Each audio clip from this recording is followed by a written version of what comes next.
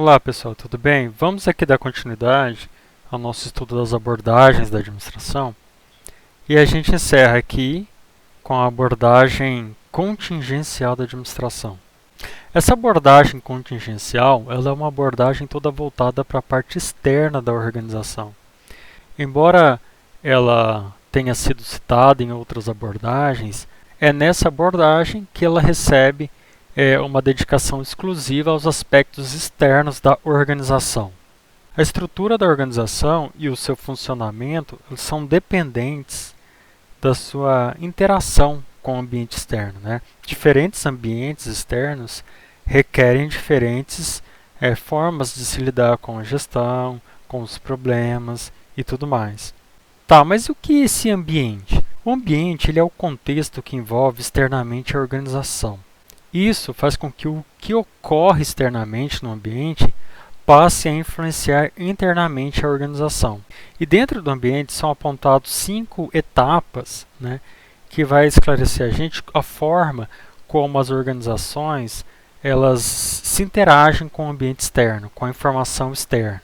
O primeiro ponto chama-se mapeamento ambiental. O mapeamento ambiental ele se trata de uma exploração feita por pessoas de todo esse ambiente externo. As organizações não conseguem absorver nem conhecer a totalidade do ambiente externo. Elas não conseguem compreender a complexidade de todo o vasto ambiente externo, né? Então as organizações elas precisam explorar esse ambiente externo com o objetivo de reduzir as incertezas a respeito desse ambiente. E esse mapeamento ambiental ele é feito por pessoas. E isso é importante porque os próximos passos, as próximas etapas, demonstram a influência do aspecto humano nesse mapeamento ambiental. O segundo ponto chama-se seleção ambiental. Nessa etapa de seleção ambiental, as organizações, como elas não são capazes de compreender todas as condições variáveis do ambiente externo devido à sua extrema complexidade, essas organizações elas vão precisar selecionar apenas algumas partes de todo o ambiente externo para elas trabalharem com essas informações. Dessa forma, na seleção ambiental, será necessária uma seleção de quais informações serão processadas pela organização. O terceiro ponto chama-se percepção ambiental. As organizações elas percebem subjetivamente seus ambientes de acordo com suas expectativas, experiências, problemas, convicções e motivações. Essas condições são suas próprias experiências passadas dentro da organização, as expectativas que elas criam em relação ao ambiente.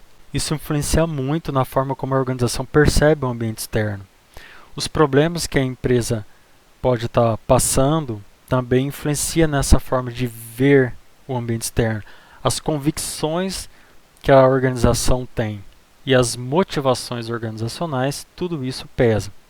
Só que, embora a gente trate isso e fale de uma forma como se a organização que carregasse essas expectativas, convicções e motivações, na verdade, são as pessoas que participam da organização, né, daquela organização, que têm essas características, né? São elas que criam as expectativas. São as pessoas que trabalham nessas organizações que criam expectativas, que têm convicções, né? Essas convicções pessoais, as suas crenças e as suas motivações. O que isso quer dizer é que em um mesmo ambiente externo, você pode ter diferentes interpretações. E é bastante comum até que isso ocorra. Ou seja, em um mesmo ambiente externo, você pode ter diferentes percepções e interpretações desse ambiente. O quarto ponto chama-se consonância e dissonância. Aqui é interessante porque cada informação que a organização recebe do ambiente, ela é comparada com as deduções anteriores, com as informações anteriores. Se essa comparação revela algum desvio, alguma incoerência, a organização ela tende a restabelecer o equilíbrio que foi desfeito. E para isso ela tem duas opções. Ou ela modifica suas crenças anteriores devido a essa nova informação que não coincide com as informações passadas, ou seja, ela vai modelar suas crenças novamente diante desse novo fato, dessa nova informação, ou ela vai desacreditar na informação recebida, acreditando que ela pode ter alguma informação equivocada, ou algum erro, ou ela acaba se suspeitando dessa nova informação recebida e por isso ela descarta essa nova informação.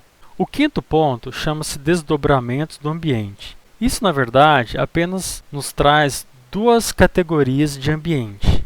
Então, esse desdobramento, ele classifica o ambiente em duas formas, em duas categorias, que é o ambiente geral e o ambiente de tarefa. O ambiente geral, ele é o macroambiente, comum a todas as organizações. Então, como exemplos de ambiente geral, nós temos condições tecnológicas, condições legais relacionadas à legislação, onde essas organizações estão inseridas, né? Como, por exemplo, leis trabalhistas, Constituição Federal, questões tributárias, entre outros. As condições políticas também é um outro exemplo desse ambiente geral. E as condições políticas podem ser determinadas em um acesso mais restrito ou amplo. Então, condições políticas, no caso no Brasil, você tem que envolve Presidência da República, Câmara dos Deputados Federais, Senado, Supremo Tribunal Federal. Você tem condições políticas mais micro, que está relacionadas ao Estado, e prefeitos, tudo mais. Condições econômicas é um outro ponto, né, que também é importante e acaba influenciando bastante as organizações. Essas condições econômicas, de modo geral, elas são mais avaliadas no nível macro. Então, a gente falando de um país, a gente está se referindo à inflação, taxa de juros, desemprego e tudo mais. Você pode fazer com que essas condições econômicas fiquem ainda maiores, se referindo a questões econômicas mundiais, né, desaceleração na economia mundial, ou também pode ser condições mais micro, mais regionais, como a pequena região onde está inserido o seu negócio e a cidade. É claro que essas condições econômicas são muito importantes também e afetam de modo significativo as organizações.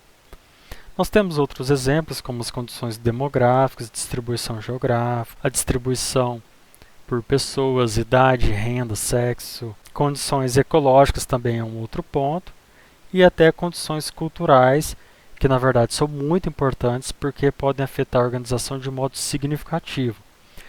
Porque uma organização situada no Brasil é de uma forma, uma organização situada na Índia é de outra forma. Se você coloca uma organização situada na Rússia, funciona de outra forma, porque os aspectos culturais têm um peso muito grande. E a segunda categoria dentro desse desdobramento de ambiente é chamado de ambiente-tarefa. Aqui a gente está falando também do ambiente externo, porém a gente está lidando com uma situação mais restrita. O ambiente-tarefa é formado pelo ambiente externo, mas que já tem alguma ligação com a empresa. Você já consegue ver alguns laços com a empresa. Então você tem como exemplos os fornecedores da sua empresa, por exemplo. Você tem os clientes que têm um contato direto. Você tem os concorrentes que estão vivendo o mesmo ambiente, as mesmas situações de negócio que a sua empresa. As mesmas situações que eu falo de influências externas, né? E também temos as entidades reguladoras, né, como sindicatos, associações, órgãos regulamentadores do governo, entre outros. Embora eu tenha falado rapidamente, apenas citado na verdade a tecnologia dentro do ambiente geral, eu gostaria de fazer um destaque especial agora no final, porque ao lado do ambiente, a tecnologia ela constitui uma outra variável independente que influencia as características organizacionais. E é uma variável muito importante, porque a tecnologia ela pode variar muito dentro das organizações. Então você pode ter organizações que trabalham com tecnologias muito avançadas e outras menos avançadas e até bastante rudimentares. E é claro que a tecnologia tem um peso importante no fato de como a organização ela busca cumprir seus objetivos, o modo como ela desempenha suas tarefas. A tecnologia ela pode estar ou não incorporada a bens físicos.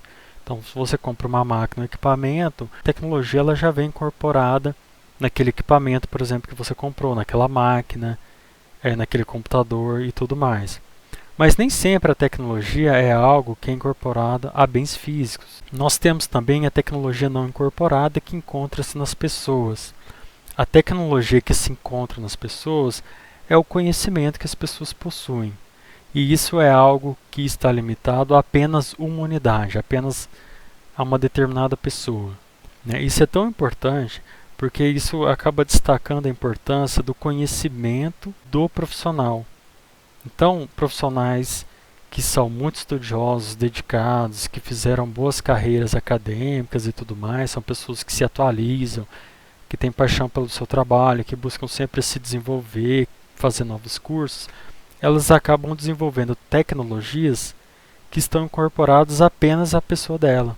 E isso faz diferença. Isso gera e agrega valor àquele funcionário. E as empresas sabem disso. Um outro ponto importante sobre a tecnologia é que um fator que geralmente limita a tecnologia dentro das organizações é o fator econômico. Ou seja, você tem dinheiro ou não para comprar determinadas tecnologias.